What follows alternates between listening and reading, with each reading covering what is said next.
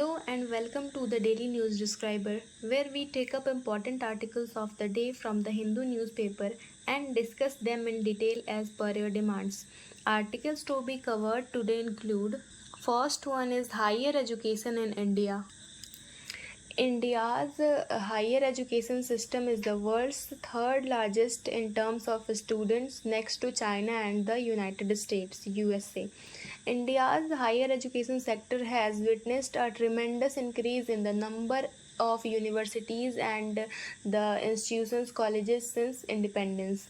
In the prestigious QS World University Ranking 2020, only 3 Indian universities, that is IIT Bombay, IIT Delhi and IISc Bangalore, have been included in the top 200 institutes.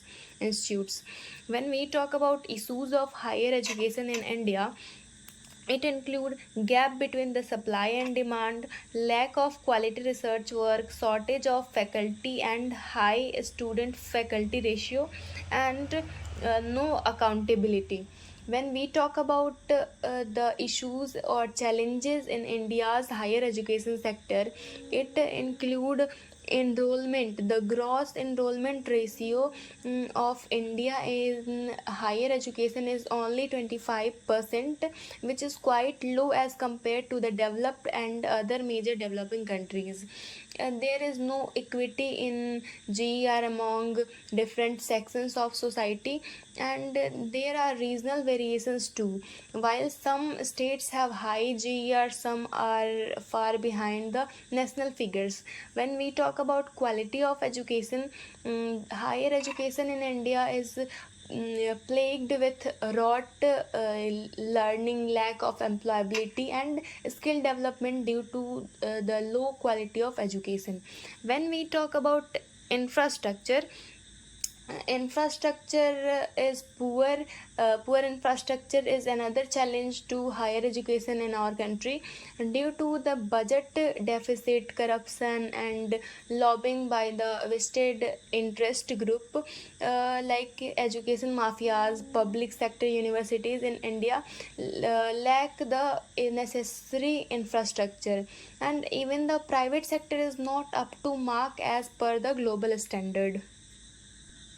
There is gender disparity, quality disparity. Some there are some suggestions in this regard are as follows. When we talk about issues in education, it include expenditure on education, infrastructure facilities, high dropout rate, student teacher ratio, and learning gap, as we taught.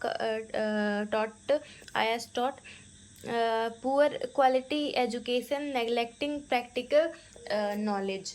When we talk about these issues, these are also challenges included: faculty shortage and the inability of a state's educational system to attract and retain well qualified teachers. Faculties have been posing challenges to the quality education for many years, and outdated irrelevant curriculum that is dominantly theoretical in nature and has a low scope for creativity. There is a wide gap between industry requirements and universities curriculum. That is the main reason for the low employability of graduates in India. And it also include regulatory issues like management of Indian education faces challenges of over centralization and lack of accountability, transparency and professionalism.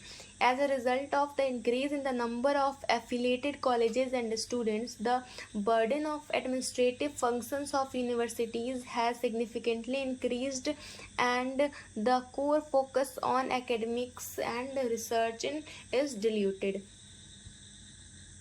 When we talk about research, poor fund allocation in research, low levels of PhD enrollment, and fewer opportunities for multidisciplinary research, low levels of industry engagement, and low quality of research work are some of the factors affecting the research ecosystem in India. And when we talk about some suggestions in this regard, these include ensure quality education, strengthen R&D ecosystem, industrial cooperation and international collaboration. Here some way forward initiatives taken, like quality of education, filling vacancies, regulatory and governance reforms, restructure or merge different higher education regulators to ensure effective coordination, and allow foreign institutions to operate joint degree programs with Indian institutions. When we talk about creating it also creating world class universities, like 20 universities, 10 each from public and private sector, are being selected as institutions of eminence to help them attain world class standards of teaching and research. And a graded mechanism to ensure additional functions flow to top public universities should be developed, as in China and Singapore. Curriculum upgradation, upskilling and reskilling of teachers, reduced dropout ratio, national education, and universal access to primary education. Increased focus on vocational and professional led education, include vocational subjects in mainstream universities to allow for greater acceptance and utility of vocational learning. Distance and online education, broaden the scope of massive open online course and open and distance learning to provide access to quality education beyond the geographical boundaries.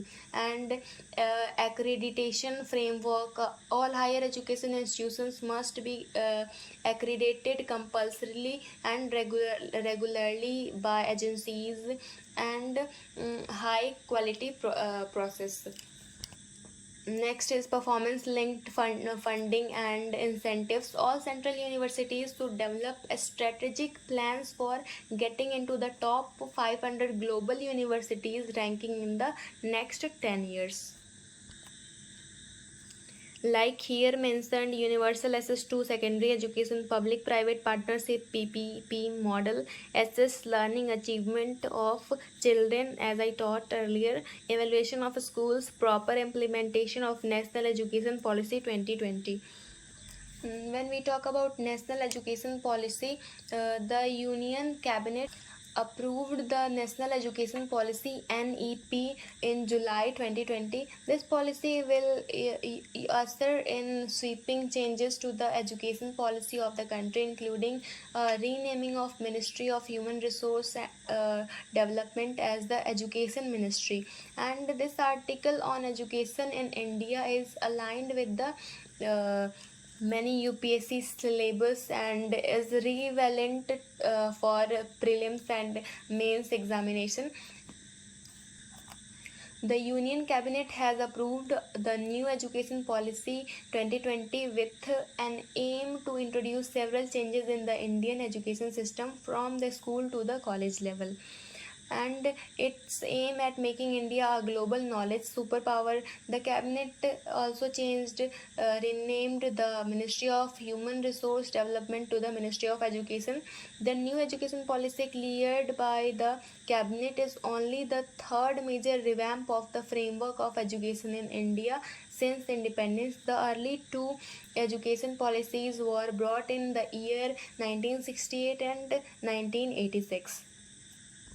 The new education policy provides for reforms at all the levels of education from school to higher education, and it aims to increase the focus on strengthening teacher training, reforming the existing exam system, early childhood care, and restructuring the regulatory framework of education. As here mentioned, Education Policy 2020 experimental learning, it include 5 plus 3 plus 3 plus 4 model, which include 5 means 3 to 8 years, which is called foundational stage, and 3 is 8 to 11 class, 8 to 11 years, which is preparatory stage, and 11 to 14 years is middle stage, and last 14 to 18 years is secondary stage.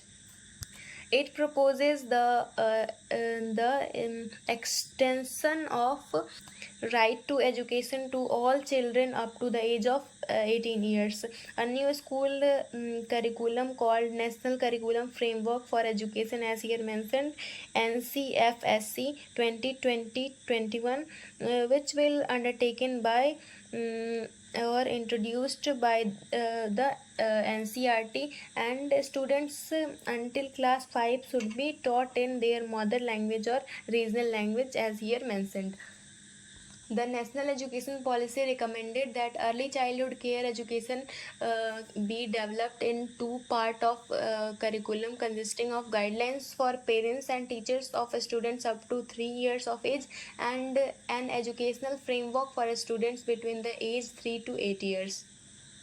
Another recommendation was the restructuring of 10th board exam that would mainly focus on test only the skills, core concepts, and higher order thinking and capabilities.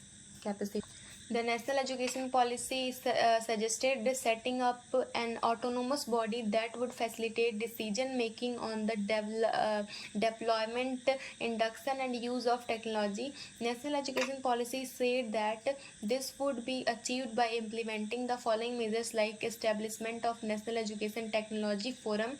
The recommended autonomous body would be administered under the mission, and it will also include virtual laboratories in various disciplines providing remote access. And the creation of a national testing agency, that is NTA, has generated skepticism. The NTA, though envisaged to serve as premier expert autonomous testing organization to conduct entrance examinations for admissions and fellowships in higher educational institutions, may in reality lead to loss of autonomy among the universities and departments over admissions. That's all about the higher education system in India. Thank you.